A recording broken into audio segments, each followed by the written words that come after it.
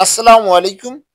Hello বন্ধুরা, H medicine and health tips থেকে সবাইকে জানাই স্বাগত।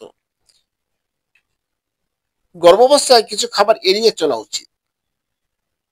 কাঁচা ও আধা সিদ্ধ শাকসবজি গর্ভাবস্থায় খাওয়া উচিত নয়। খাবারের কারণে বদহজম যেন না হয় সেদিকে খেয়াল রাখতে হবে। অবশ্যই শাকসবজি খেতে হবে, কিন্তু সেটা তাজা ও ভালোভাবে রান্না করা হতে হবে। যেহেতু গর্ভাবস্থায় বিশেষ করে থার্ড ট্রাইমেস্টারে উচ্চ রক্তচাপের একটা ঝুঁকি থাকে, তাই খুব বেশি লবণ খাওয়া যাবে না।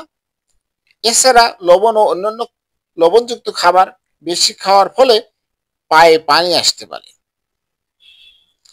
এই সময় ঝাল, ঝাঁঝালো, তৈলাক্ত ও ক্যাফিন জাতীয় খাবার খাওয়া উচিত নয়। গর্ভাবস্থায় উচ্চ শর্করা জাতীয় খাবার না খাওয়াই ভালো, কারণ গর্ভাবস্থায় ডায়াবেটিসের ঝুঁকি রয়েছে। তাই মিষ্টি মিষ্টি জাতীয় খাবার অথবা উচ্চ শর্করা জাতীয় খাবার খাওয়া উচিত নয়।